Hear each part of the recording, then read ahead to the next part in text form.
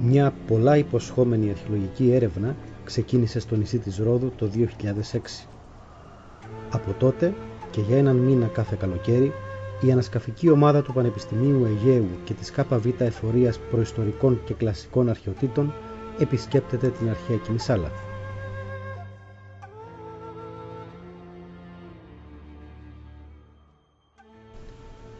Το χωριό της Μονολίθου αποτελεί τη βάση αυτής της αρχαιολογικής έρευνας.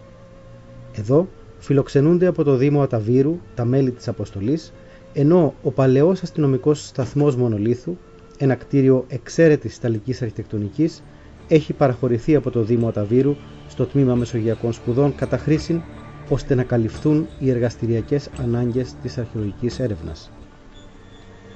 Η ανασκαφική ομάδα ξεκινά πολύ πρωί, η ώρα 6:30. Υπό το αχνό ακόμη φως της χαραυγής, έντονη και ασυνήθιστη κινητικότητα παρατηρείται στο χωριό. Καθηγητές, αρχαιολόγοι, συντηρητές, τοπογράφοι, φοιτητές αρχαιολογίας και τεχνίτες συγκεντρώνονται έξω από το εργαστήριο προκειμένου να ξεκινήσουν για την Κιμισάλα. Σκοπός τους είναι να συνεχίσουν τη συστηματική έρευνα του χώρου και την ανασκαφή, μια δουλειά δύσκολη και κοπιαστική, που όμως η υπέροχη ζωοδότρα φύση της Κιμισάλας έρχεται να αποζημιώσει με τρόπο μοναδικό.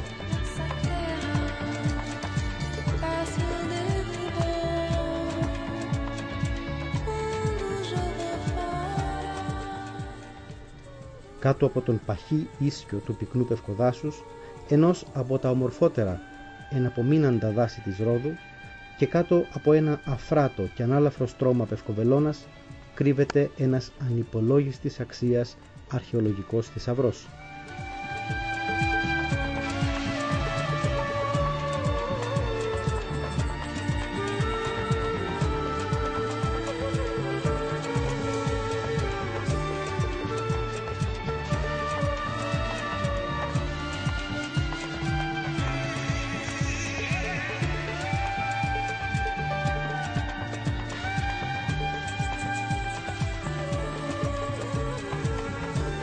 Στην νοτιοδυτική ακτή της νήσου Ρόδου, δυτικά του Αταβύρου και βόρεια του Ακραμίτη, ατενίζοντας την Αλυμνιά και τη Χάλκη, κρύβεται η ημιορεινή δασωμένη περιοχή της Κιμισάλας.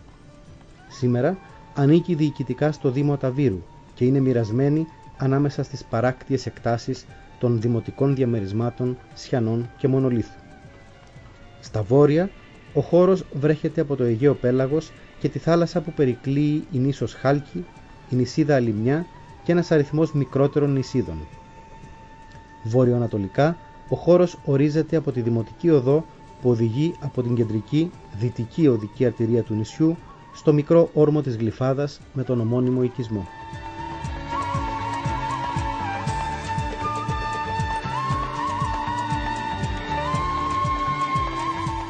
Στα νότια υψώνεται ο επιμήκης επιβλητικός όγκος του Ακραμίτη και στα νοτιοδυτικά ως όριο λαμβάνεται ο λόφος Ατουμάς. 2,5 χιλιόμετρα πριν από τα Σιάνα, και αφού στρίψει κανείς προς τα δυτικά, ξεκινάει ο σύγχρονος δρόμος που κατηφορίζει στην κατάφυτη από πευκόδασος περιοχή της αρχαίας Κιμισάλας. Στο μεγαλύτερο μέρος της η διαδρομή ακολουθεί ή τρέχει παράλληλα με τον ίδιο δρόμο που ο αρχαίος κάτοικος του νησιού ακολουθούσε για να φτάσει στο Δήμο των Κιμισαλαίων. Πρώτα περνά κανείς από τη θέση Αλόνια, που πήρε την ονομασία της από τα δεκάδες αλόνια που οι νεότερες γενιές δημιούργησαν για να αλωνίζουν τους καρπούς τους. Αλόνια κτισμένα σημά το ένα στο άλλο, από πέτρες αρχαίες, παρμένες από κτίσματα της περιοχής και αναλύματα που κάποτε συγκρατούσαν και σηματοδοτούσαν σημεία της αρχαίας οδού. Πεσμένος σχεδόν πάνω στην αρχαία οδό, καθώς είχε λαξευτεί σε έναν τεράστιο βράχο που έστεκε στο πλάι της για να προκαλεί τον εντυπωσιασμό των περαστικών, ένας μνημιακός τάφος στοιχιώνει σήμερα ανοιχτό στη διάβαση. Ο δρόμος συνεχίζει και περνά από τις Τελιές, το μικρό και όμορφο μοναστήρι της Ζωοδόχου Πηγής και την πηγή με το δροσερό νερό. Η ίδια πηγή πρέπει να ξεδίψαγε για πολλούς αιώνες τους αρχαίους Κιμισαλείς. Ο δρόμος φτάνει στα Μαρμαρούνια. ένα λόφο κατάσπαρτο με αρχαιότητες, στις οποίες οφείλεται και το όνομά του. Στους νότιους πρόποδες του λόφου βρίσκονται συγκεντρωμένοι πολυάριθμοι ορθογώνιοι λίθοι, μερικοί με κυμάτια, που φαίνεται να ανήκουν σε κτιστή κατασκευή. Βορειότερα, δεξιά και αριστερά ενός ελαφρώς ανηφορικού χωματόδρομου, που ίσως αποτελούσε την αρχαία πρόσβαση στο λόφο, σώζονται τείχοι κτισμένοι με μεγάλους ορθογώνιους δόμους.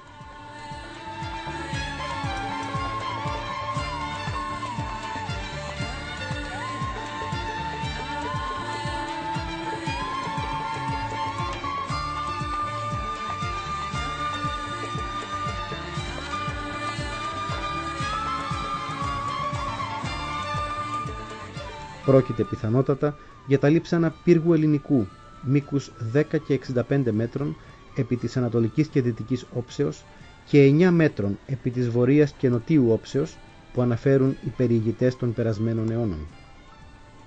Άλλη τείχη, πολυγωνικής τοιχοδομίας, είναι ορατή στους δυτικούς πρόποδες του λόφου, ενώ στο βόρειο άκρο του υπάρχει ένα ιερό με τείχους πολυγωνικής τοιχοδομίας και είσοδο στην ανατολική στενή πλευρά. Αυτό φανερώνει άλλωστε και ο μεγάλος κυλινδρικός βωμός στο εσωτερικό του. Τα μαρμαρούνια φαίνεται να αποτελούν και το χώρο από όπου κανείς έβρισκε το δρόμο για την Ακρόπολη των Κιμισαλαίων στην κορυφή του Αγίου Φωκά, το ψηλότερο σημείο του χώρου, το οποίο δεσπόζει στην περιοχή. Ο Άγιος Φωκάς δεν είναι τυχαία επιλεγμένος.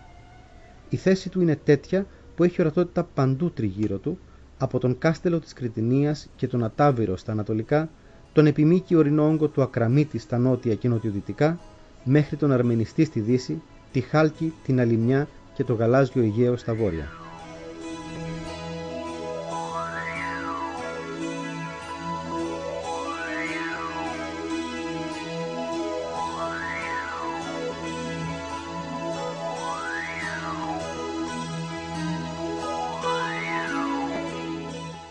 Στις πλαγιές του λόφου διατηρούνται σε μεγάλη έκταση αρχαίες οχυρώσεις, με κάποια τμήματά τους να παρουσιάζουν ιδιαίτερο ενδιαφέρον. Όπως για παράδειγμα το δυτικό τμήμα, που σώζεται σε μήκος 18 μέτρα και σε μεγάλο ύψος που φτάνει σε κάποια σημεία τα 2 έως και 3 μέτρα. Το κατώτερο τμήμα του είναι κτισμένο με πολυγωνικούς μεγάλους λίθους και το ανώτερο με ορθογώνιους ή πολυγωνικούς, οι οποίοι φέρουν ξεστή διακόσμηση με σειρές ρόμβων, δικτυωτό, σειρές τεθλασμένων γραμμών και άλλα.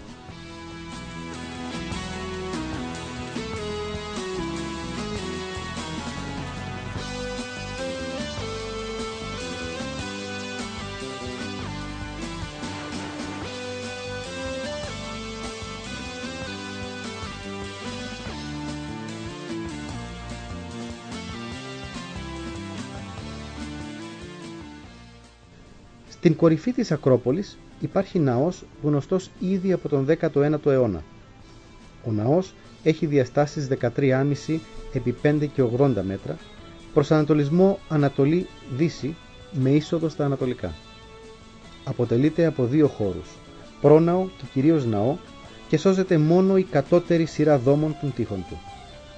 Η μακρύ τείχη του ναού, τόσο στην πρόσωψη όσο και στον πίσω τοίχο, έχουν ημικυκλικές απολύξεις, σχηματίζοντας είδος παραστάδων στις 4 εξωτερικές γωνίες του ναού. Στη θέση του διατηρείται το μεγάλο κατόφλι της εισόδου στο σικό από ασβεστόλιθο ανοιχτότερου χρώματος.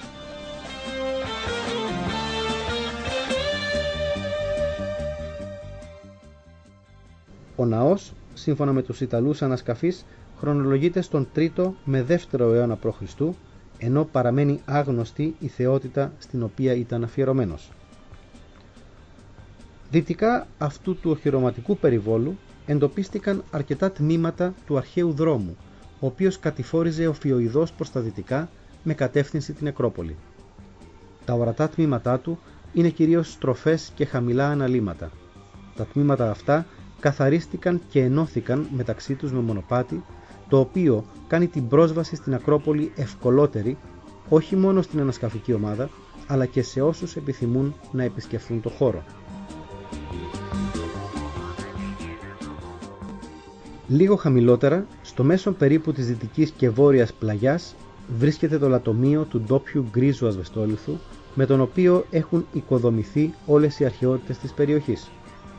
Ο χώρος είναι γεμάτος από τμήματα από την επεξεργασία πέτρας, ενώ ιδιαίτερα έντονα είναι τα σημάδια της εκλατόμευσης.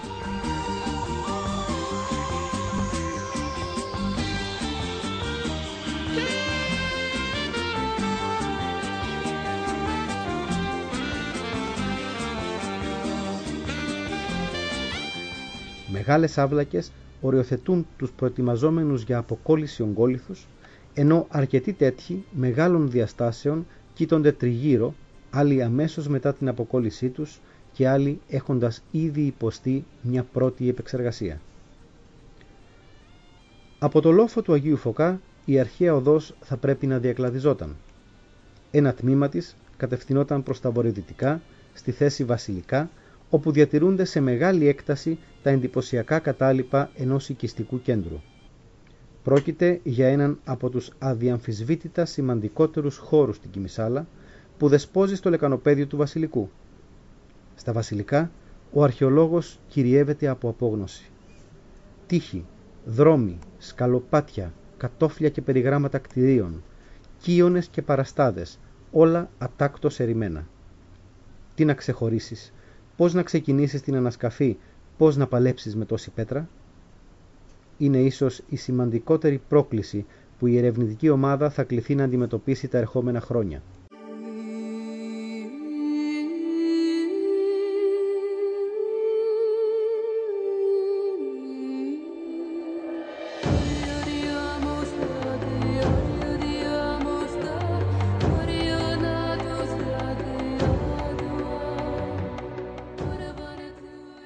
Εντύπωση στους κατά καιρούς περιηγητές έχει προκαλέσει το όνομα Βασιλικά, το οποίο και προσπάθησαν να ερμηνεύσουν. Κατά τον Μποντελμόντε, ο οποίος βρήκε τη θέση κατεστραμμένη το 15ο αιώνα και την παραδίδει ως Βασιλική, θεωρεί ότι αυτή σχετίζεται με την αυτοκράτηδα της Βυζαντινής Αυτοκρατορίας. Ο Γκεράν, ο οποίος πλέον το 1854 ακούει το όνομα Βασιλικά, φέρνει συνειρμικά στο νου του βασιλικές κατοικίες και κάνει μια υπόθεση πως επρόκειτο για την κατοικία των αρχαίων βασιλέων της Καμήρου.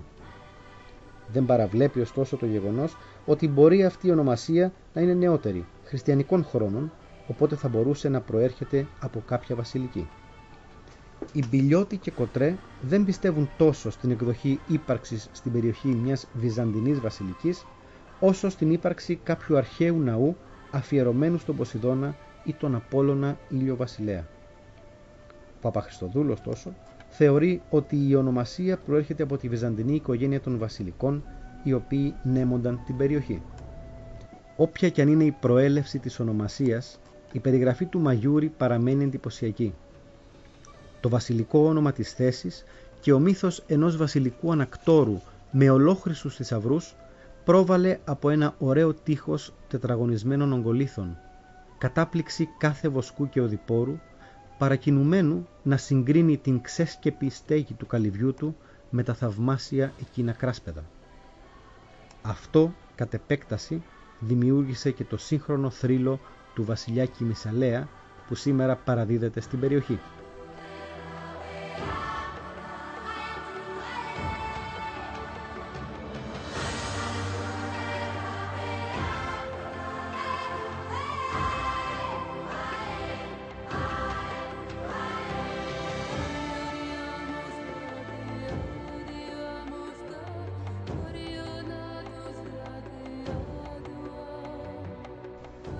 Από την άλλη μεριά του λόφου του Αγίου Φωκά, στα βορειοανατολικά, ένα άλλο τμήμα του αρχαίου δρόμου πρέπει να διακλαδιζόταν προς τη μικρή παραλία της Γλυφάδας, λιμάνι των Κιμισαλαίων με πλήθος εμφανών οικιστικών καταλήπων, ρωμαϊκής κυρίως και παλαιοχριστιανικής εποχής. Δίπλα στη θάλασσα, κατά μήκος των παριών χωματόδρομου που κατευθύνεται παράλληλα προς την ακτή, είναι ορατή τείχη και κτίσματα ρωμαϊκών και παλαιοχριστιανικών χρόνων, μισοκαταστρεμμένα από τη διάνοιξη του δρόμου. Στο δυτικό άκρο της παραλίας, κάτω από θάμνους και δέντρα, διακρίνονται ερείπια παλαιοχριστιανικής βασιλικής, ενώ στην απότομη πλαγιά που κλείνει από δυτικά τον κόλπο είναι ορατή η είσοδη θαλαμοειδών λαξευτών τάφων.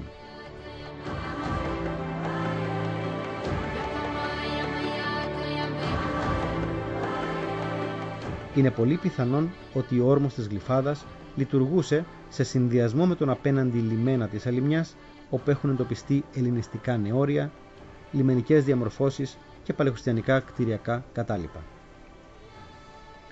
Στο κέντρο όλης αυτής της περιοχής, στους δυτικούς πρόποδες του Αγίου Φωκά, στην ανατολική και τη βόρεια πλαγιά του απέναντι λόφου της Κιμισάλας, απλώνεται η νεκρόπολη της Κιμισάλας, σε χρήση τουλάχιστον από τους αρχαϊκούς μέχρι και τους ύστερους ελληνιστικούς χρόνους.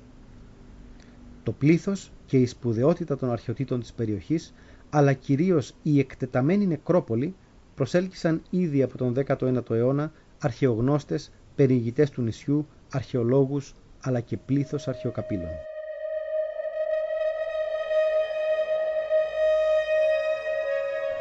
Γνωστότερος όλων είναι ο Άγγλος πρόξενος Μπιλιότη, ο οποίος στα τέλη του 19ου αιώνα διεξήγαγε ανασκαφές για λογαριασμό του Βρετανικού Μουσείου στο λόφο της Κιμισάλας.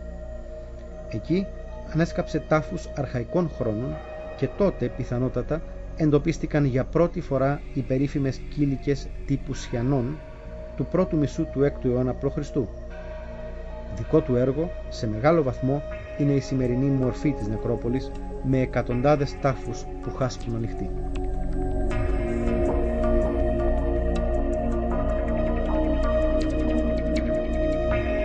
Όταν οι ανασκαφές του Μπιλιότη διεκόπησαν από τη νέα νομοθεσία της τουρκικής κυβέρνησης, η νεκρόπολη έμεινε στη συνέχεια έρμεο στα χέρια ντόπιων αρχαιοκαπήλων, ενώ το δύσβατο της περιοχής και η αδιαφορία των αρχών οδήγησαν στην ασυδοσία και την καταστροφή μέχρι και τα νεότερα χρόνια. Η πρώτη συστηματική αρχαιολογική έρευνα έγινε λίγο μετά την Ιταλική κατοχή των Δωδεκανήσων το 1915 και περιλάμβανε επιφανειακή έρευνα και μερική ανασκαφή στο ναό της Ακρόπολης του Αγίου Φωκά και στην νεκρόπολη της Κιμισάλας από τον Αμαντέο Μαγιούρη.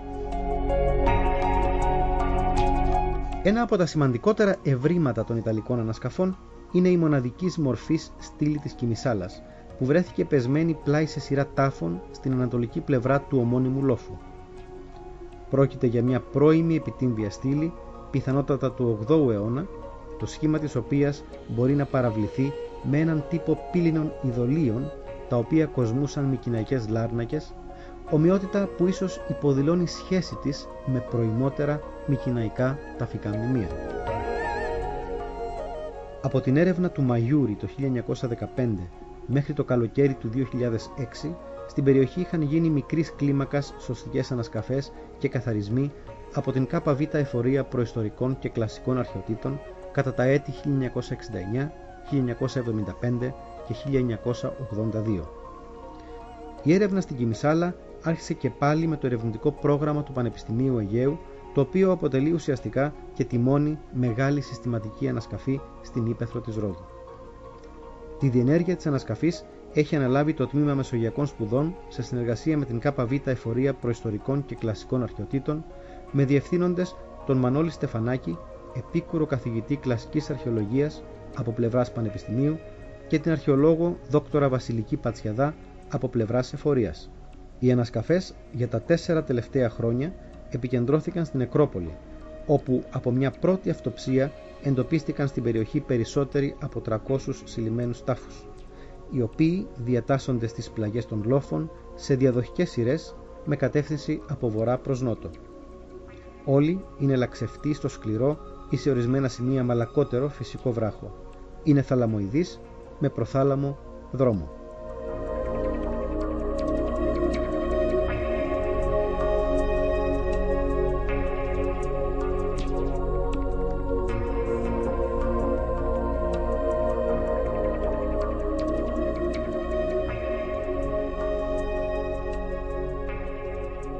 Η τάφη δυτικά της ζώνης πυροπροστασίας και ψηλά στην ανατολική πλαγιά του λόφου Κιμισάλα, παρά το ότι ήταν όλοι συλλημμένοι, έδωσαν ωστόσο σκελετικό υλικό και αξιόλογη κεραμική, η οποία οδήγησε σε μια χρονολόγηση στην αρχαϊκή εποχή, δηλαδή στον 6ο αιώνα π.Χ.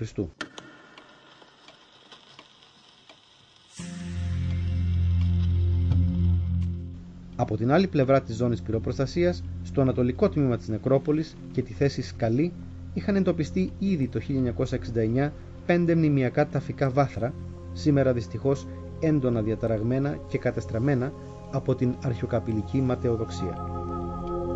Τα βάθρα καθαρίστηκαν από την ομάδα και αποτυπώθηκε η σημερινή κατάστασή τους, με σκοπό στο κοντινό μέλλον και με την εξέβρεση της κατάλληλης χρηματοδότησης να ανατεθεί η μελέτη για την αποκατάστασή τους.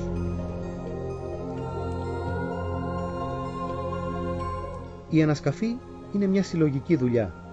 Ανειδίκευτοι τεχνίτες, αρχαιολόγοι και εκπαιδευόμενοι φοιτητές δουλεύουν σκληρά και στοχευμένα, παλεύοντας με τα κυβικά του χώματος που πρέπει να απομακρυνθούν, προκειμένου να αποκαλυφθούν στοιχεία του παρελθόντος που θα εμπλουτίσουν τη γνώση μας για τον αρχαίο πολιτισμό της περιοχής.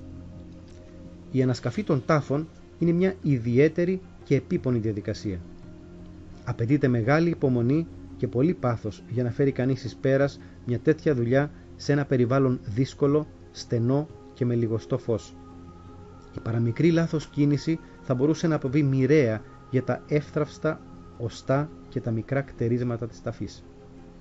Όμως, οι φοιτήτριες και οι φοιτητές του Πανεπιστημίου Αιγαίου εκπαιδεύονται σε αυτές τις δύσκολες συνθήκες υπό την εποπτεία των ανασκαφέων και σε συνεργασία με ειδικευμένους τεχνίτες της ΚΒ Εφορίας Προϊστορικών και Κλασικών Αρχαιοτήτων και πετυχαίνουν να μετατρέψουν την καταστροφική και μη αναστρέψιμη ανασκαφική δουλειά σε αποδοτική επιστημονική μέθοδο με λεπτομερή τεκμηρίωση βήμα προς βήμα όλης της διαδικασίας.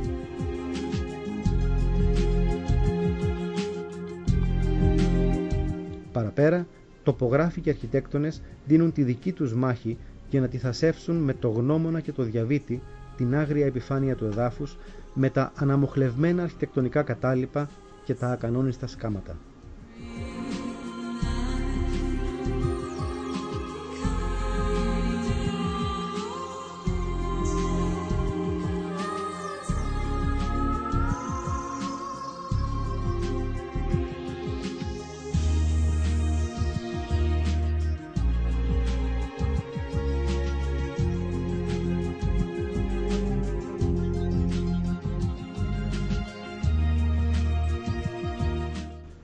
Ιδιαίτερα μνημειακός ήταν ο τάφος 4, ο οποίος είχε συλληφθεί στο παρελθόν. Αποτελούταν από μεγάλο δρόμο προθάλαμο με 7 βαθμίδες για την κάθοδο και έναν ταφικό θάλαμο λαξευμένο στο ανατολικό τείχομά του. Η είσοδος του θαλάμου φαίνεται να αποτελεί φυσικό άνοιγμα του πετρώματος και για το λόγο αυτό δεν είναι λαξευμένη, αλλά εξ ολοκλήρου καλά κτισμένη με αργούς λίθους σε όλο το μήκος της παριάς. Οι αρχαιοκάπηλοι αφαίρεσαν τις 2 ανώτερες σειρές δόμων στο νότιο μισό για να εισχωρήσουν στο θάλαμο. Στην κτιστή πρόσωψη δημιουργείται τετράγωνη χαμηλή είσοδος, η οποία καλύπτεται από μια στρογγυλευμένη και πεπλατισμένη πέτρα. Ο ταφικός θάλαμος είναι σχεδόν οβάλ σχήματος και έχει πρόχειρα λαξευμένη ταφική κλίνη κατά μήκος της ανατολικής παριάς του.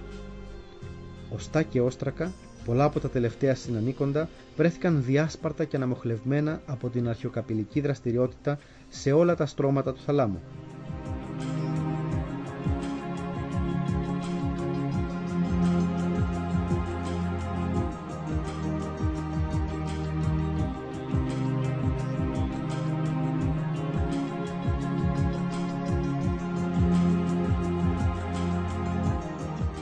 Την προσοχή ή το ενδιαφέρον των αρχαιοκαπήλων είχαν διαφύγει ένας αριθμός μικρών αγγείων, τα οποία βρέθηκαν σπασμένα σε 2 ή περισσότερα κομμάτια.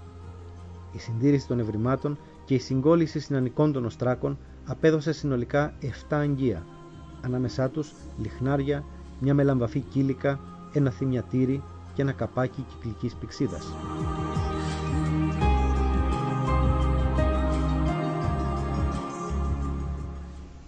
Ο τάφος 2, βορειοανατολικά των βάθρων, είναι μνημειακός. Αποτελείται από δρόμο προθάλαμο, με βαθμίδες για την κάθοδο και 2 ταφικούς θαλάμους ανοιγμένους στο ανατολικό και βόρειο τείχομά του. Ο ανατολικός θάλαμος, με ορθογώνια προσεκτικά λαξευμένη θύρα, ήταν προφανώς κλεισμένος με τη σχεδόν ορθογώνια καλυπτήρια πλάκα που βρέθηκε πεσμένη μπροστά στην είσοδό του. Στο εσωτερικό του βρέθηκαν οστά από περισσότερους του ενός σκελετούς, διαταραγμένα από τους τυμβορύχους. Τα περισσότερα, όπως διαπιστώθηκε μετά την αποχωμάτωση του θαλάμου, ήταν τοποθετημένα πάνω σε λαξευτό θρανίο κλίνη. Από τη διάταξη των οστών φαίνεται ότι ο νεκρός ή η νεκρή ήταν τοποθετημένη με την κεφαλή στα βόρεια. Στο δάπεδο, εσωτερικά της θύρας και μπροστά από τη λαξευμένη κλίνη είχαν διαφύγει τη σύλληση 4 μικρά αγγεία, τα οποία χρονολογούνται στο τέλος του 4ου αιώνα π.Χ.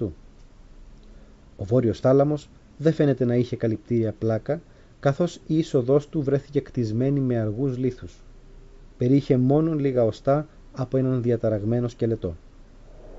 Στο βορειοδυτικό άκρο του χώρου της έρευνας έχει ανασκαφεί μια συστάδα τάφων, οι οποίοι εντάσσονται σε ένα ταφικό μνημείο, το οποίο αποτελείται από περίβολο και επιτύμβιο βάθρο, τύπου ανάλογου εκείνων που συναντούνται στο Ραμνούντα της Αττικής.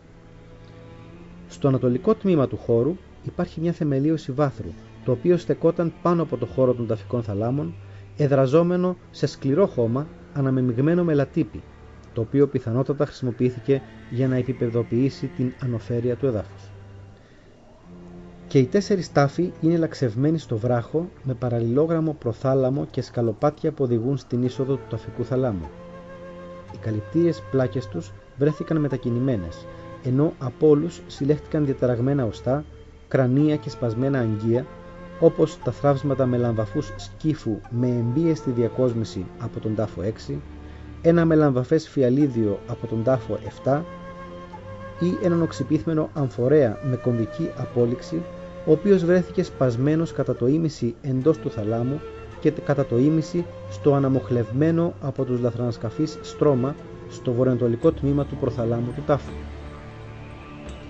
Η κεραμική από τη θέση σκαλή μας επιτρέπει να χρονολογήσουμε το συγκεκριμένο τμήμα της νεκρόπολης στους δυτικούς πρόποδες του λόφου του Αγίου Φωκά στις αρχές του 3ου αιώνα π.Χ.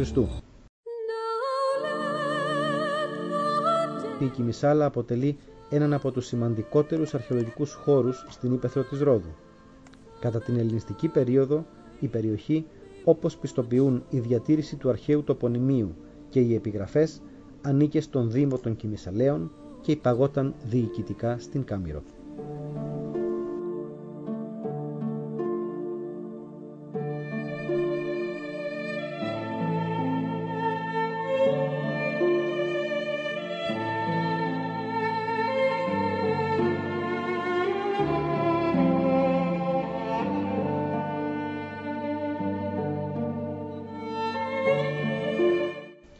Η δουλειά των αρχαιολόγων, ωστόσο, δεν σταματά στην ανασκαφή. Στην πραγματικότητα, εδώ μόλις αρχίζει. Περισσότερος φόρτος εργασίας περιμένει την ανασκαφική ομάδα το απόγευμα πίσω στο Κέντρο Αρχαιολογικής Έρευνας Κιμισάλας στη Μονόλιθο. Η κεραμική απλώνεται σε μεγάλους πάγκους και τραπέζια, αφού προηγουμένως πλυθεί και καθαριστεί, περιμένοντας την καταγραφή και τη φωτογράφησή της όστρακο με όστρακο. Το μεγάλο όγκο της δουλειάς επομίζονται οι εκπαιδευόμενοι φοιτητές του Πανεπιστημίου Αιγαίου υπό την καθοδήγηση και την εποπτεία των διευθυντών της ανασκαφής. Φροντίζουν για την προσεκτική καταγραφή των ευρημάτων και τη σωστή τακτοποίησή τους, ώστε να είναι έτοιμα για την ώρα της μελέτης, διορθώνουν και καθαρογράφουν τα ημερολόγια εργασιών της ανασκαφής και μελανώνουν τα σχέδια που τα συνοδεύουν.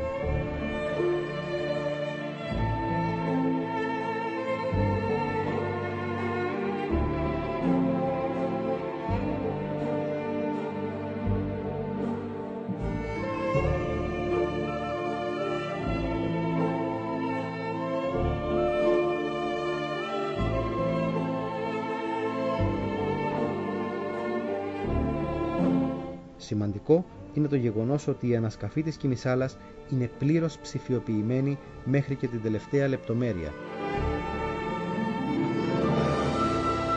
Τα καλύτερα κομμάτια ή τα θραυσμένα αγγεία περνούν στη συνέχεια από τα έμπειρα χέρια της συντηρήτριας αρχαιοτήτων της ανασκαφής, η οποία όχι μόνο συντηρεί επιτόπου τα σημαντικότερα ευρήματα, αλλά πετυχαίνει, όπου αυτό είναι δυνατόν, την πλήρη αποκατάσταση σημαντικών αγγείων. Η σημασία της κεραμικής είναι τεράστια, καθώς παραμένει για τη σύγχρονη αρχαιολογία μια από τις βασικότερες παραμέτρους για τη χρονολόγηση και τον προσδιορισμό των αλλαγών που σημειώθηκαν στον αρχαίο κόσμο.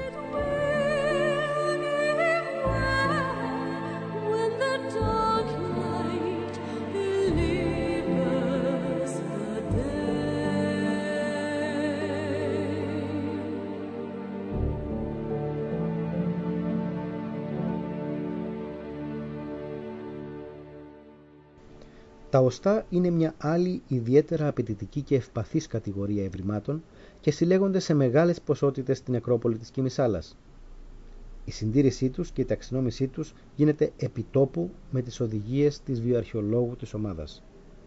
Τα αποτελέσματα που θα δώσει η ανθρωπολογική μελέτη θα είναι ιδιαίτερα σημαντικά. Πρόκειται για πληροφορίες σχετικά με το δημογραφικό προφίλ του πληθυσμού, μέσος όρος ηλικίας θανάτου, παιδική θνησιμότητα, αλλά και στοιχεία για τις ασθένειες και το γενικότερο βιωτικό επίπεδο του πληθυσμού.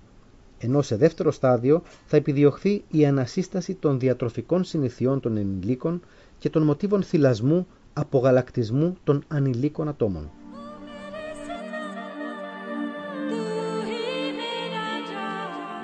Η αρχαιολογική έρευνα πρόκειται να συνεχιστεί με εντατικότερους ρυθμούς στο μέλλον.